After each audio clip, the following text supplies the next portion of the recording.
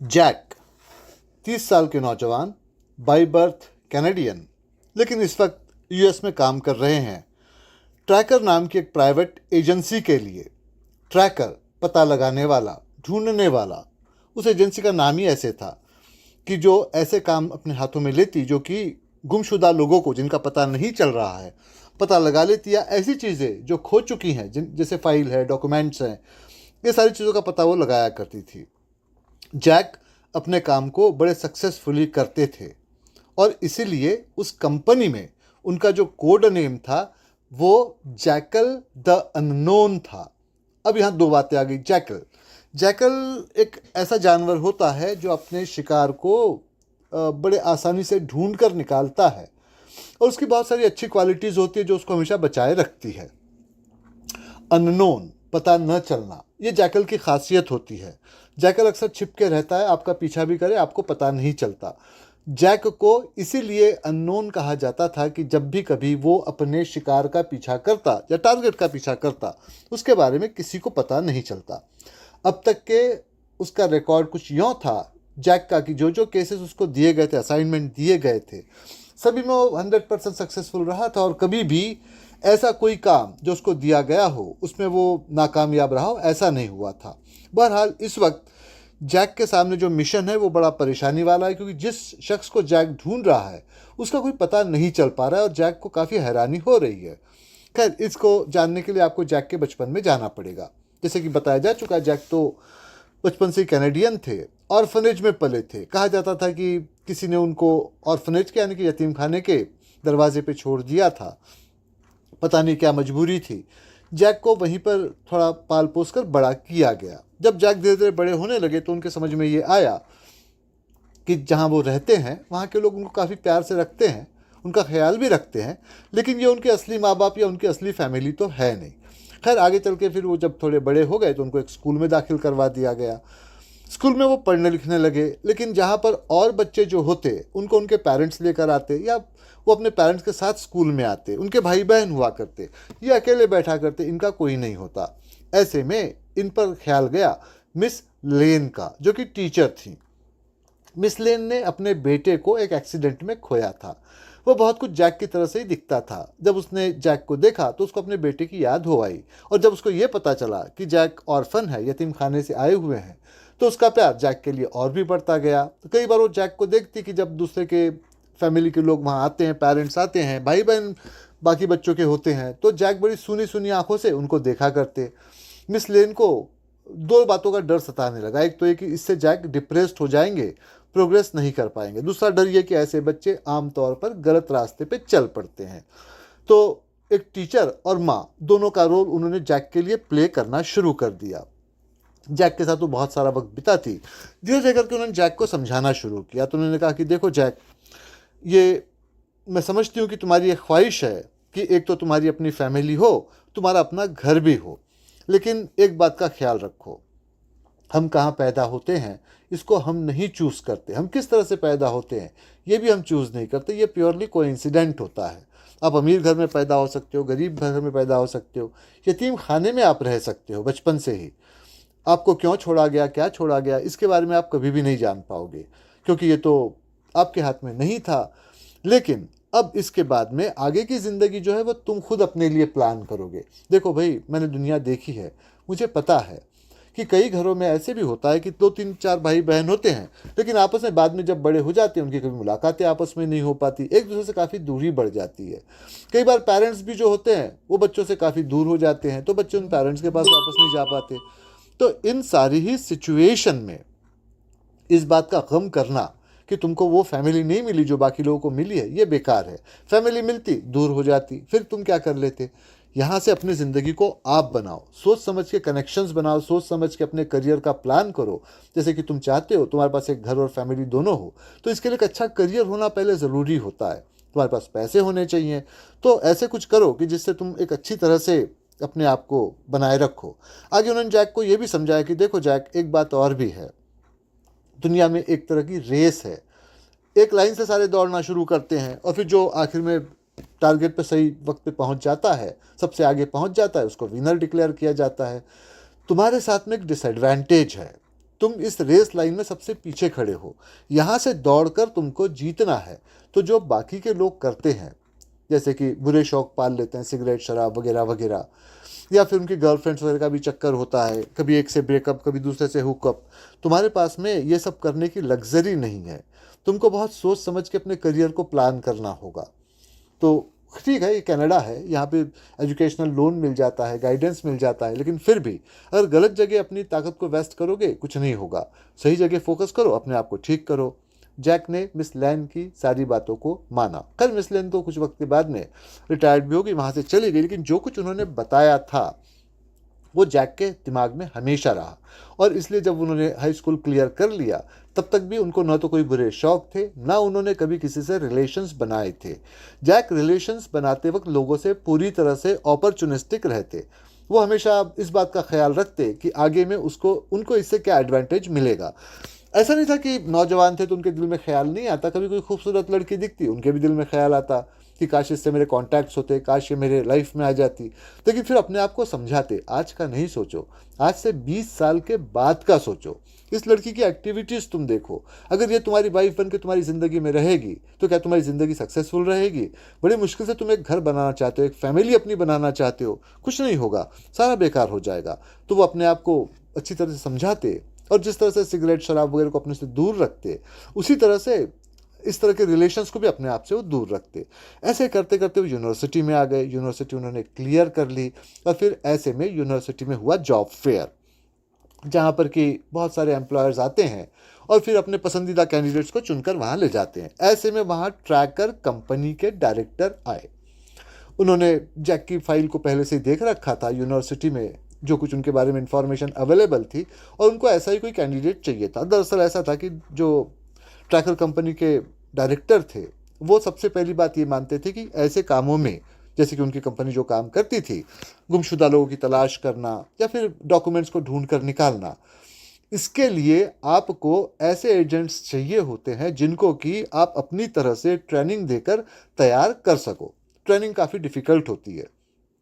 उनका कुछ मानना ऐसा भी था कि ऐसे कामों को ट्रेन करने के लिए आपको जो ऑलरेडी फैमिली में रह चुके हैं ऐसे लोगों को नहीं लाया जा सकता है, क्योंकि उनको फैमिली से अटैचमेंट होता है, वो रिस्क नहीं उठाना चाहते, वो आपकी तरह से ट्रेन नहीं होना चाहते। तो आपको इसके लिए ऑर्फन्स की ज़रूरत पड़ती है, और इसीलिए वो पिछले काफ़ी अरसे से ऐसे ही ऑर्फन्स को रिक्रूट करते चले आ रहे थे। तो जैक की पहली क्वालिटी तो उनको ऑर्फन से निकले वो लगी। दूसरा, जैक में कोई बुरी आदतें नहीं, और फिर उनके कोई रिलेशंस भी नहीं।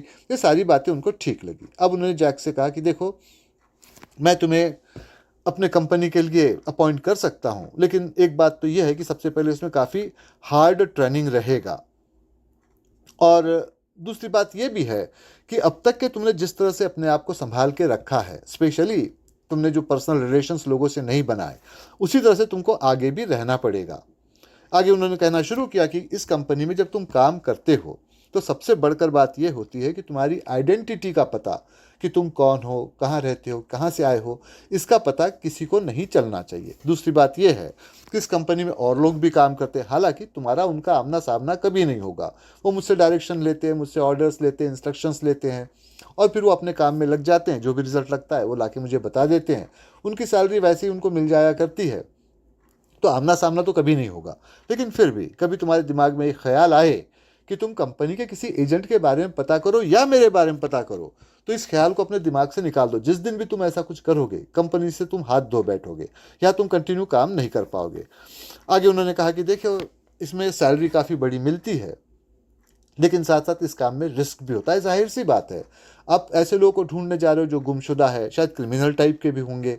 ऐसे डॉक्यूमेंट्स को ढूंढने जा रहे हो जो किसी को नहीं मिल रहे, आपको ढूंढ के निकालना है। हो सकता है उसको ढूंढ के निकालने वाले और लोग भी होंगे, टक्कर होगी, मुकाबला होगा, तो इसमें रिस्क तो होता है, लेकिन फिर भी सैलरी काफ़ी बड़ी होती है। तो जैक ने कहा कि मैं समझता हूँ आपकी बात को।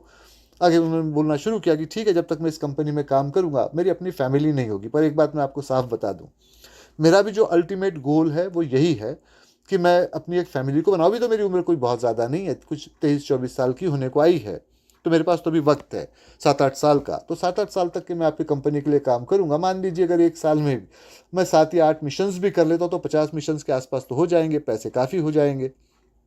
उसके बाद में मेरा अपना एक घर होगा, मेरी अपनी एक फैमिली होगी। तो उस पर उन्होंने कहा कि देखो, मुझे इससे कोई एतराज़ नहीं है कि तुम किस तरह से क्या काम करते हो आगे चलकर, लेकिन फ़िलहाल जब तक तुम मेरी कंपनी में जो मैंने तुमको प्रिंसिपल्स बताए इनको फॉलो करना है। जैक ने उस बात के लिए हाँ कह दिया। अब जैक की ट्रेनिंग शुरू हुई। बहुत जल्दी ही जैक को स्टॉकिंग यानी कि छिप कर किसी का पीछा करना, इसकी ट्रेनिंग दी गई। जैक उसमें सक्सेसफुल रहे। आगे चलकर फिर उनको ये भी बताया गया कि कोई टारगेट काफ़ी तेज़ी से ट्रैवल करता है, एक जगह से दूसरा, दूसरे जगह तीसरा, अगर उसको अपने आप को छिपाए रखना है तो वैसे ही करेगा, एक जगह भी रहेगा नहीं। तो जैक को उसकी भी ट्रेनिंग दी गई। जैक उस काम को भी ठीक से करने लगे, बड़ी काफ़ी तेज़ी के साथ वो यहाँ से वहाँ मूव हो जाया करते। फिर उनको ये भी बताया गया कि आपको ऑल रिसोर्सेज, आपके पास में जो जो भी रिसोर्सेज हैं, गवर्नमेंट एजेंसीज है, लोगों की बातें सुनना है, किसी पे जासूसी करना है, जैसा भी होगा, ये सबसे आपको उस टारगेट का क्ल्यू ढूंढ के निकालना है। और जैक उस काम को भी करने लगे। फिर उनको ये बताया गया कि कभी कभी ये भी हो सकता है कि आपको टफ कंडीशन में रहना पड़ेगा। मान लीजिए जैसे कि अब कनाडा का मामला ही ले लीजिए।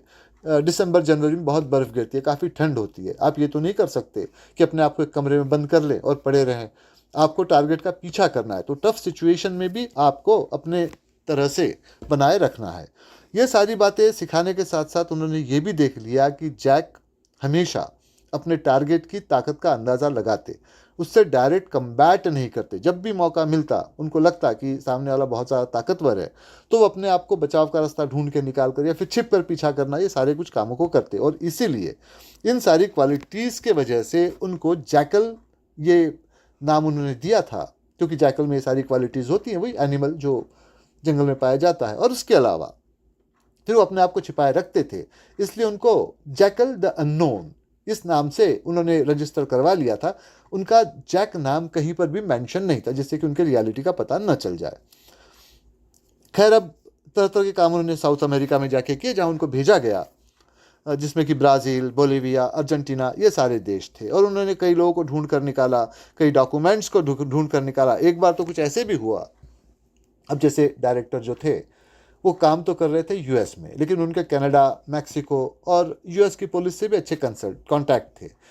जब भी कभी इन कंपनीज को, इन इंस्टीट्यूशंस को, ऑर्गेनाइजेशंस को, चाहे पुलिस हो चाहे कोई और भी हो, किसी का पता नहीं चलता, तो वो फिर जैक की तो खैर नहीं, लेकिन ट्रैकर कंपनी की मदद लेते।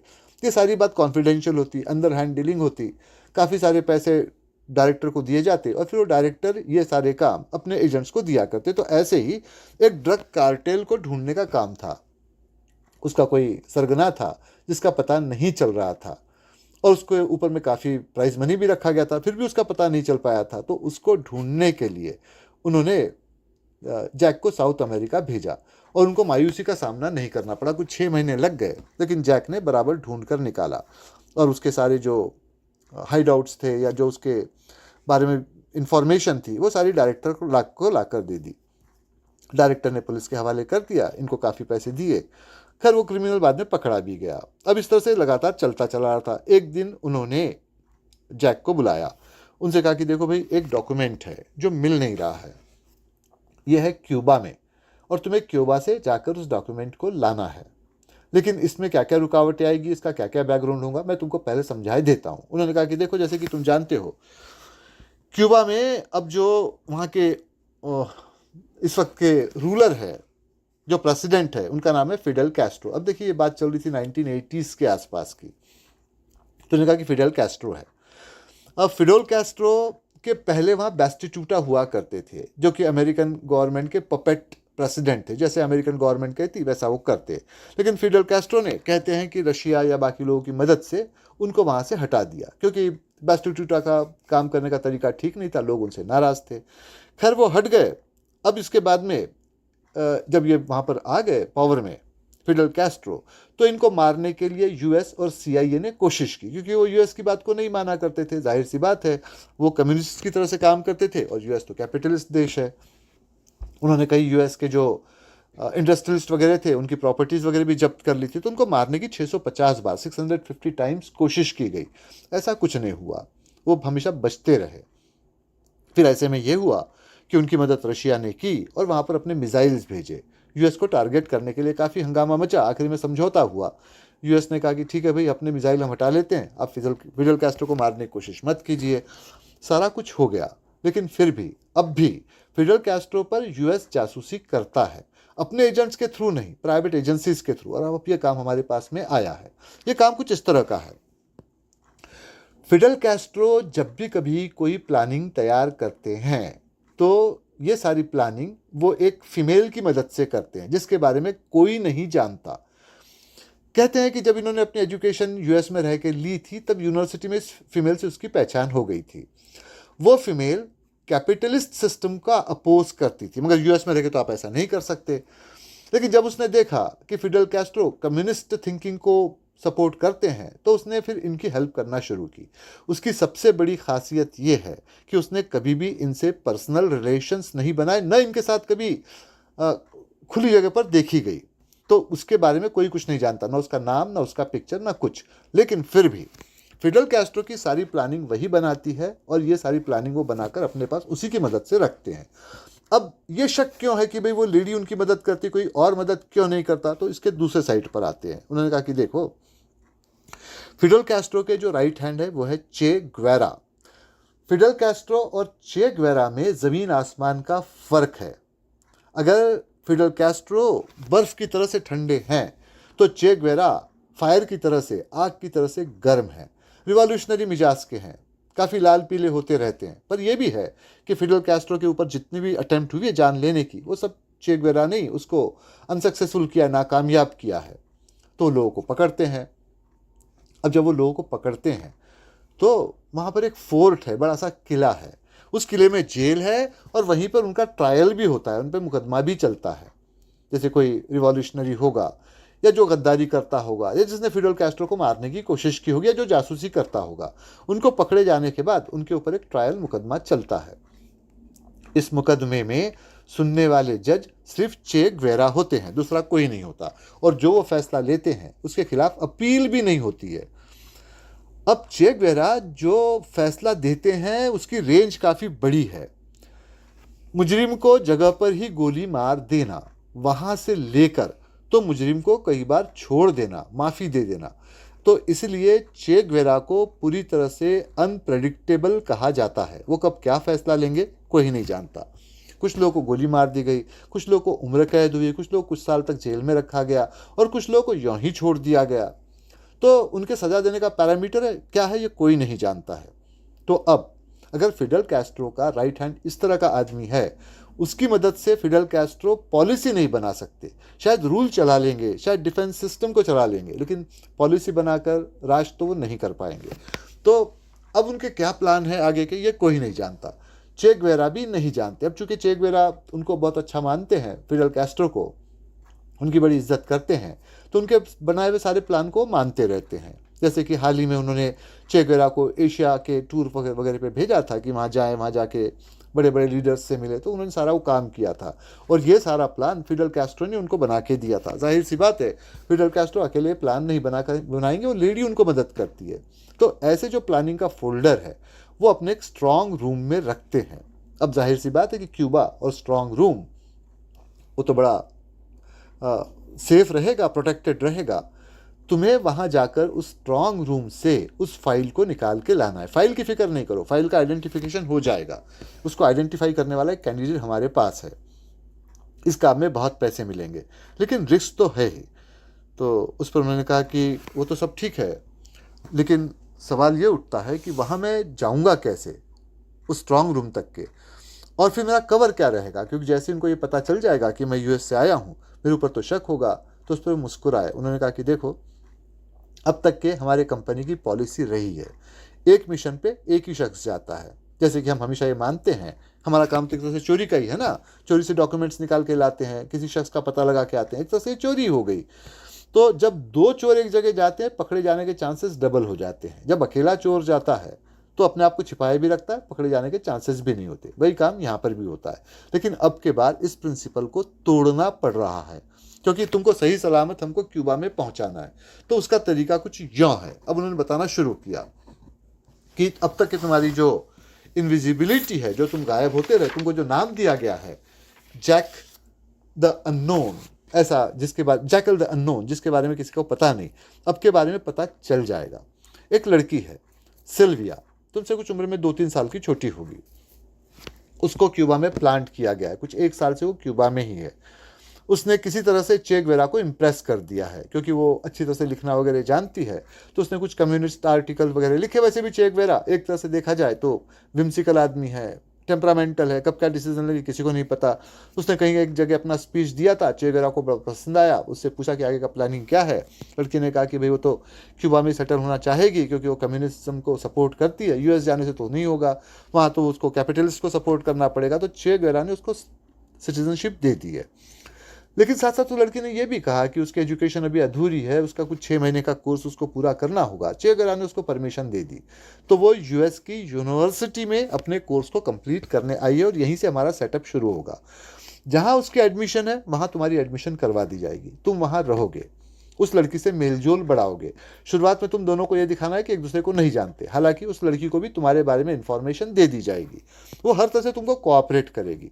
ये पूरा एक तरह का ड्रामा होगा, जैसे लव स्टोरी में होता है कि शुरू में आपस में टक्कर होती है, डिबेट वगैरह में एक दूसरे से नफरत होती है, फिर धीरे धीरे और अच्छे कॉन्टैक्ट आते हैं, फिर ऐसा होगा कि तुम उसके जो थिंकिंग है कम्युनिज्म की, उससे इम्प्रेस हो गए, उसका साथ देने को तैयार हो गए, बात आगे बढ़ती जाएगी। लड़की चे गुवेरा से ही परमिशन लेकर तुमसे शादी करेगी, और तुमको लेकर वहाँ से फिर वो क्यूबा चली आएगी, और फिर यहाँ से तुम्हारा काम शुरू होगा।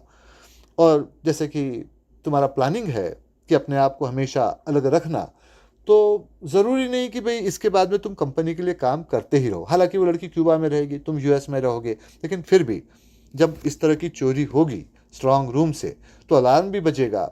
वो अलार्म लड़की को ही बजाना पड़ेगा अपने सेफ्टी के लिए, क्योंकि तुम तो वहाँ से निकल के भाग के आ जाओगे, लड़की तो वहीं रहेगी, तो उसको अपने आप को बचाए रखने के लिए उस अलार्म को बजाना होगा। तो जाहिर सी बात है, लड़की वहाँ और तुम यहाँ, तो जो तुम्हारी शादी हो गई है वो नलीफाई हो जाएगी। तो अब ये बताने की ज़रूरत नहीं कि इसमें ये ख्याल रखो कि उस लड़की से तुम्हारे पर्सनल रिलेशंस न बनने पाए। जैक ने ठीक है, उन्होंने हाँ कह दिया, जैसे उन्होंने चे गुवेरा ने बताया, जैसे कि डायरेक्टर ने बताया था, उस तरह से वो काम करने लगे। यूनिवर्सिटी में आए, उस लड़की से कुछ वक्त के उनकी तकरार वगैरह, डिबेट वगैरह हुआ, फिर उसके साथ बातचीत भी हुई, फिर उसके साथ में काफ़ी अरसे तक के काम भी किया, और धीरे धीरे करके जैक को ऐसा महसूस होने लगा कि जिस लाइफ पार्टनर को ढूंढ रहे थे वो पूरी तरह से इस सिल्विया के अंदर में वो सारी क्वालिटीज़ है। एक अच्छा सा घर बनेगा, एक वाइफ की तरह उनके साथ में रहेगी, उनका अपना घर होगा। और सिल्विया ने बातों बातों में जैक से कह भी दिया था कि ये भी उसका आखिरी मिशन है, इसके बाद में अब वो इस कामों को करना नहीं चाहेगी। हो सके तो आगे चल के फिर वो जब भी उसको मौका मिलेगा क्यूबा छोड़कर वो वापस यहाँ चली आएगी यूएस में, और यहीं पे रहेगी। तो जैक को लगा ये बड़ा अच्छा इंडिकेशन है, लेकिन चूंकि अब वो एक मिशन पर थे, और ऐसे मिशन में दिल की बातों को तो जाहिर नहीं किया जा सकता है, और लड़की ने भी कभी उनसे पूछने की सिल्विया ने कोशिश नहीं की, तो उन्होंने उसको वो सारी बातें तो नहीं बताई। खैर धीरे धीरे करके उस ये लोग आगे बढ़ने लगे। फिर जैसा कि तय हुआ था, चे गुवेरा के परमिशन से ही सिल्विया ने इनसे शादी कर ली, इनके सर्टिफिकेट्स वगैरह सारे बन गए, और फिर उसके साथ ही वो क्यूबा चले आए। चे गुवेरा से मिले, सारी बातचीत हुई, कुछ अपने थिंकिंग, कुछ अपने थॉट्स बताए, क्या क्या उन्होंने रिसर्च किया, क्या लिखा है, सारा कुछ बताया। जैक तो पढ़ने लिखने में इंटेलिजेंट थे शुरू से ही, तो ऐसे काम तो कर सकते थे। चे गुवेरा उनसे काफ़ी इम्प्रेस हुए। ऐसा करते करते एक दिन वो भी आ गया जब जैक को स्ट्रांग रूम में जाने का मौका मिल गया।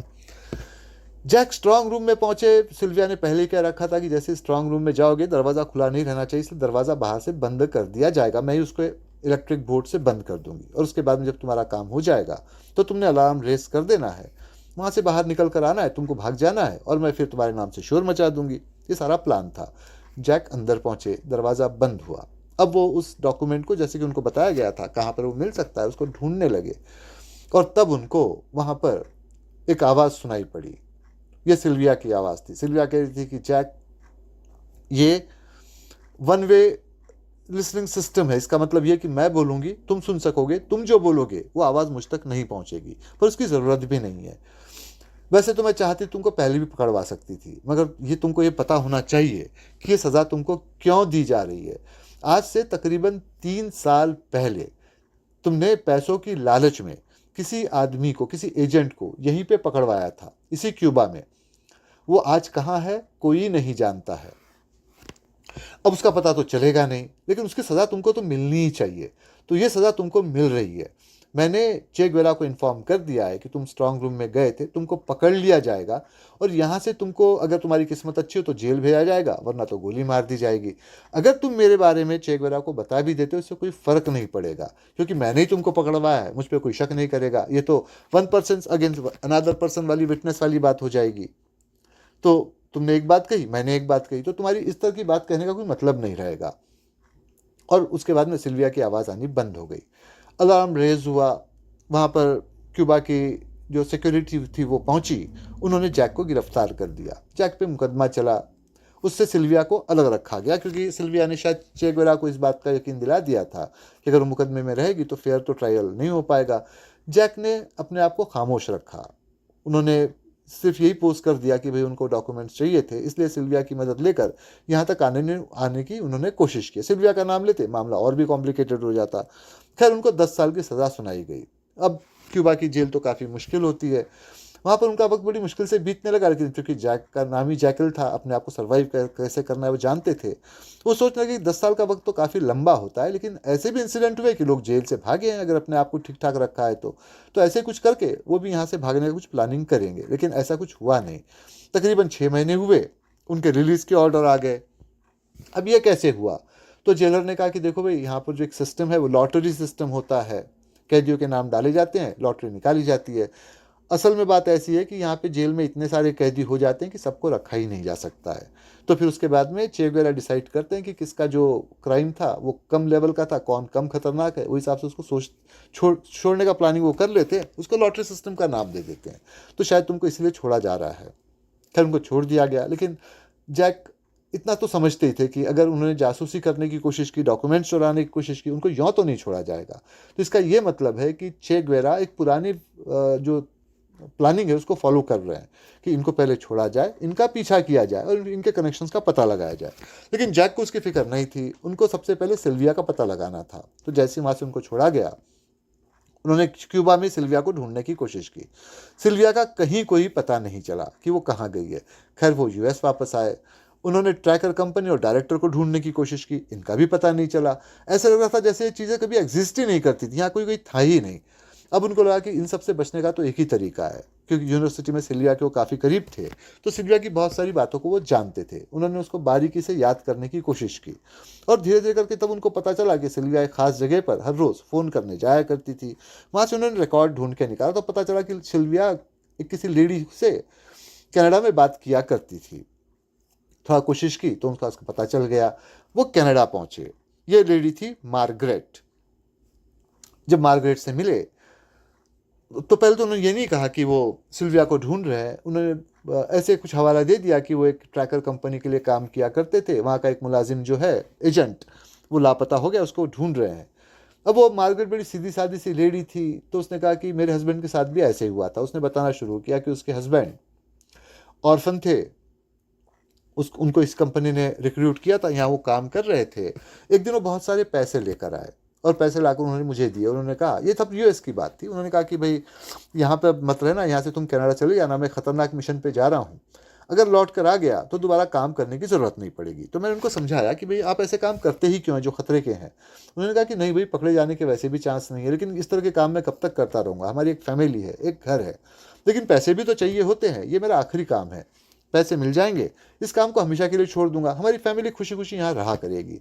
लेकिन वैसा हुआ नहीं, वो गए, लौट कर नहीं आए। अब हालांकि पैसे थे और फिर मेरी बेटी सिल्विया भी मेरे साथ में थी, पर सिल्विया को जब अपने फादर के बारे में पता चला तो उसने कनाडा छोड़ा, यूएस गई, क्या कर रही उसका पता नहीं। कभी कभार उसके मुझे फ़ोन आ जाया करते, अब वो फ़ोन आने भी उसके बंद हो गए हैं। जैक ने काफ़ी पूछताछ की, उनको कोई पता नहीं चला। उनको लगा ये तो डेड एंड है, यहाँ सर खपाने से कुछ नहीं होगा, क्योंकि मार्गरेट कुछ जानती ही नहीं थी। तो जैक वहाँ से लौट कर वापस आ गए यूएस अपने रेसिडेंस पे। जब वो गए तो उनको वहाँ पर एक बड़ा सा एनवेलप दिखाई पड़ा, उसको खोला, उसमें एक छोटा एनवेलप भी था।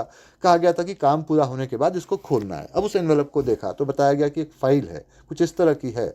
उसको ढूंढने की काफ़ी कोशिश की जा रही है, लेकिन नहीं मिल रही है। इस फाइल को ढूंढ निकालो। उसके लिए उनको काफ़ी सारे पैसे उसमें ऑफर किए गए थे। अब जैक का सोचना ऐसा था कि जब आप कहीं आगे नहीं बढ़ सकते हो तो आपको किसी दूसरे रूट पे काम करना चाहिए। जिससे कि ये होता है कि आपको पहले वाले काम का कुछ ना कुछ पता तो चल ही जाता है। सिल्विया को ढूंढ रहे थे, ऐसे नहीं मिल रही है, शायद इसके जरिए कुछ ना कुछ रास्ता निकल आए। उन्होंने उस फाइल को ढूंढने की कोशिश की, पता चला वो यूएस में तो है नहीं, वो है क्यूबा में। अब खैर वो क्यूबा के क्रिमिनल तो थे नहीं, तो वो वहाँ से क्यूबा गए। उन्होंने काफ़ी कोशिशें की, हर तरह से उस फाइल को ढूंढने की कोशिश की। आखिर में कुछ ये हुआ कि उनको कुछ 2-3 क्लूज यहाँ वहाँ से मिले, आखिर उनका नाम जैकल ऐसा ही नहीं था। और फिर उन्होंने काफ़ी कोशिश करके उस फाइल को कहीं से ढूंढ निकाला। जब ढूंढ निकाला तो उनको कहा गया था कि जब ये ढूंढ निकालोगे तो तुमको दूसरा एनवेलप खोलना है। उन्होंने उसको खोला, लिखा था कि इसको तुमको चे गेवेरा को हैंड ओवर कर देना है। अब ये बड़ी चक्कराने वाली बात थी कि भाई ये फाइल को ढूंढ के निकाला, जहाँ से बचकर गए थे उसी को जाके वापस दोबारा मिलना है। लेकिन खैर वो चे गेवेरा से मिले, उनको फाइल दी। चे गेवेरा ने उस फाइल को देखा, मुस्कुराए। उन्होंने कहा कि तो मुझे ठीक ही बताया गया था। उन्होंने कहा ठीक है भाई, अब एक ट्रायल होगा, बैठ जाओ, फिक्र नहीं करो, तुमको कोई सज़ा नहीं मिलेगी। उनको बैठा दिया और फिर बाकी के लोगों को भी वहाँ लाया गया। उसमें एक तो थी सिल्विया और दूसरे थे डायरेक्टर। अब उन्होंने कहा कि सबसे पहले सिल्विया कहेगी, तो सिल्विया ने बोलना शुरू किया कि जब मेरे फादर को पकड़ा गया था, उनके नाम की जो टिप दी गई थी, वो किसी ने उस टिप को दिया था। मैंने ढूंढने की बहुत कोशिश की कि टिप को किसने दिया, मुझे नहीं पता चला। तरीका बस एक ही था कि मैंने ट्रैकर कंपनी को ज्वाइन कर लिया, इनके लिए काम करती रही। धीरे धीरे करके मेरे इतने कॉन्टैक्ट्स बन गए कि मैंने कॉन्फिडेंशियल रिकॉर्ड रूम से वो फाइल को ढूंढ के निकाला। वहाँ लिखा हुआ था कि मेरे फादर के बारे में किसी ने क्यूबन पुलिस को टिप दी है, और उसके जिसने भी टिप दी है उसके सामने ब्रैकेट में लिखा हुआ था अननोन। अब अननोन तो तुम ही हो, Jack the unknown, jackal the unknown के नाम से जाने जाते हो। तो मुझे इस बात का शक हुआ कि काम तुमने ही किया है। तुम्हारे साथ जब मैं रही, बातचीत की और तुमसे जिस तरह की बातों का पता चला, मेरा शक भरोसे में बदल गया और इसीलिए मैंने तुमको यहाँ पकड़वा दिया।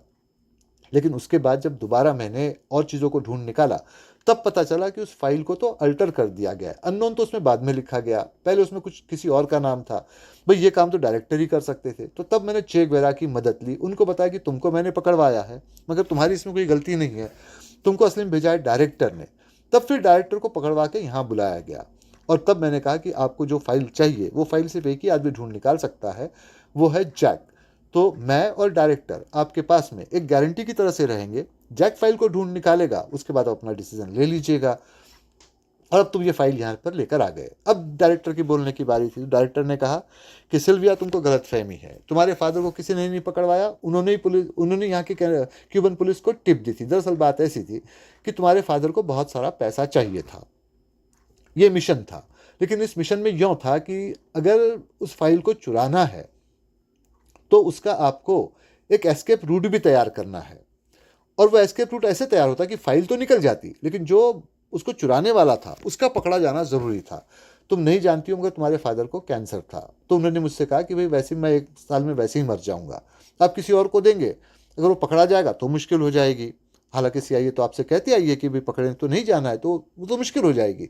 मैं पकड़ा भी जाता हूँ, सज़ा भी हो जाती है, तो मैं बाहर मरने का, जेल में मरूंगा, लेकिन काम तो पूरा हो ही जाएगा।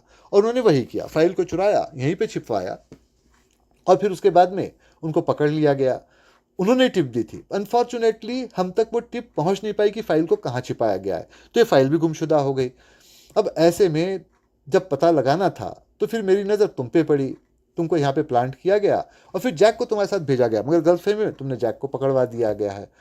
तो खैर उसके बाद में चे गेवेरा ने कहा कि ठीक है, फाइल आखिर में मुझ तक पहुँच गई और आपने जो भी किया था वो अपने प्रोफेशन के हिसाब से किया था, तो किसी को सज़ा नहीं मिलेगी, सभी को यहाँ से माफ़ी देकर छोड़ा जाता है। बस शर्त एक है कि दोबारा लौट के यहाँ नहीं आना है। खैर डायरेक्टर कहाँ गए उसका तो पता नहीं चला, लेकिन जैक उसके बाद में सिल्विया के साथ जाकर मार्गरेट से मिले और अब उनकी फैमिली आखिर में बनी गई, जो कि उनका एक ख्वाब था। तो ये था सारा किस्सा। आपके जो भी सवाल हो यहाँ रखे, उनके जवाब आपको देता हूँ।